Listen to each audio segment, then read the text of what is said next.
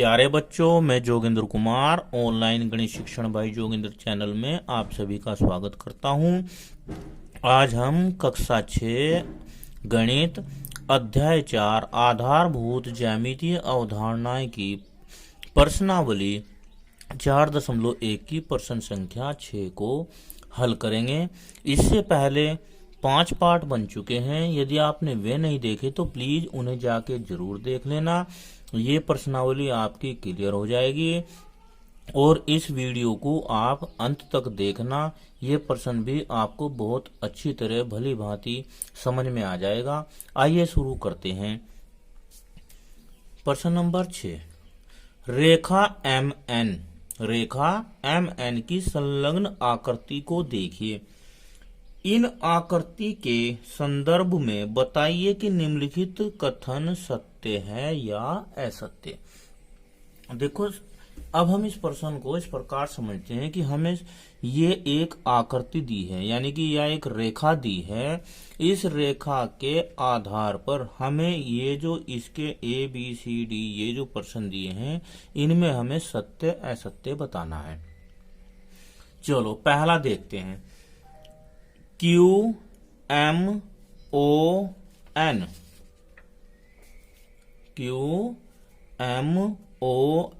और P रेखा MN पर स्थित बिंदु है।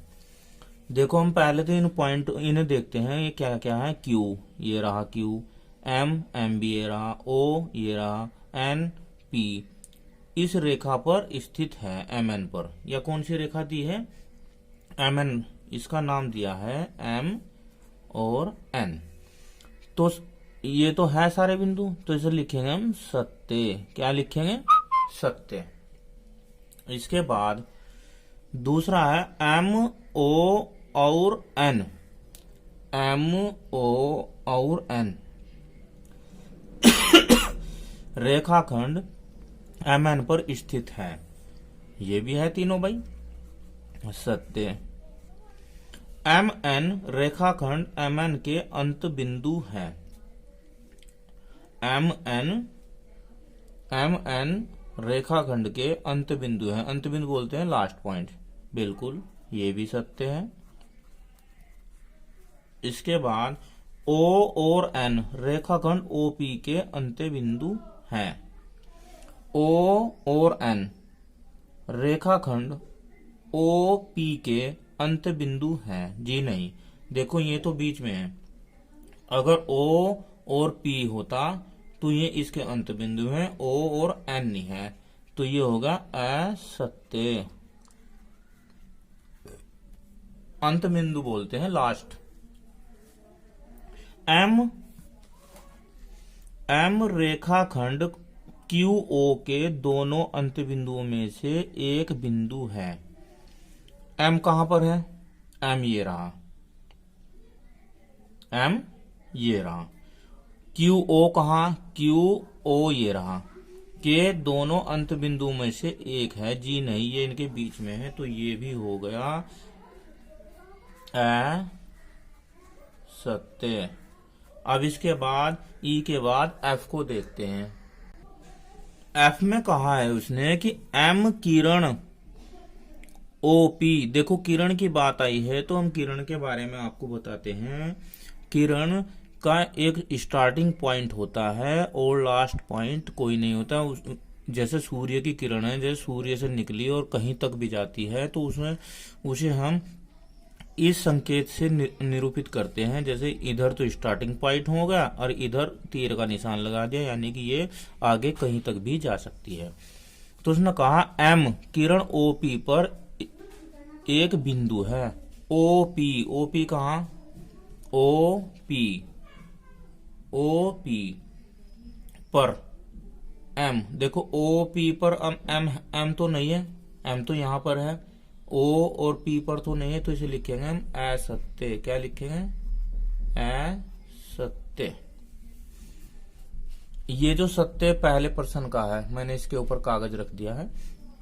किरण OP किरण QP से भिन्न है। किरण OP किरण QP से भिन्न है। देखो, किरण ओपी देखते हैं कहां पर है। ओपी, ये किरण ओपी, और क्यूपी, क्यूपी से भिन्न है। हाँ बिल्कुल भिन्न है, इसका स्टार्टिंग ये इनसे इससे भिन्न है, तो ये हो जाए, एक मिनट, जी है ना, ये जी, हाँ ये भिन्न है, तो ये हो जाएगा सत्य। क्या हो जाएगा? सत्य। अब किरण ओपी वही है जो किरण ओएम है। ओपी वही है जो किरण ओएम है। ओएम इधर को है, ओपी इधर को है, तो ये हो जाएगा असत्य। अब किरण ओएम किरण ओपी के विपरीत है। ओएम ओएम ओपी के विपरीत है। क्या?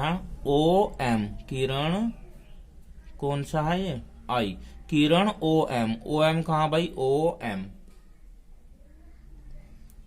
और किरण ओपी, ओपी के विपरीत नहीं है। जी नहीं, विपरीत है। देखो ओएम इधर को है और ओपी इधर को है, तो ये विपरीत नहीं है, विपरीत है। तो ये असत्य। ओ किरण ओपी का प्रारंभिक बिंदु नहीं है, ये भी गलत है। अगर ओ किरण होगी, ओपी होगी, तो उसका प्रारंभिक बिंदु क्या होगा? ओ होगा, तो ये भी असत्य। इसके बाद एन किरण एनपी और एनएम का प्रारंभिक बिंदु है। एन किरण कहाँ है? एन एनपी और एनएम का प्रारंभिक बिंदु है, बिल्कुल। अगर एनपी किरण होगी तो इधर को ये भी प्रारंभिक बिंदु, और एनएम होगा तो इधर को भी ये प्रारंभिक बिंदु होगा, तो ये हो गया सत्य। इस प्रकार हमने इस प्रश्नावली की सभी प्रश्नों को हल कर लिया है। ये लास्ट प्रश्न था। आशा करता हूं यह पूरी प्रश्नावली आपकी समझ में आई होगी। अगर वीडियो अच्छी लगी तो लाइक करना, कमेंट करना, शेयर करना, हमारे चैनल को सब्सक्राइब करना, ताकि इस वीडियो का लाभ और सभी तक पहुंच सके। Thank you. Have a nice day.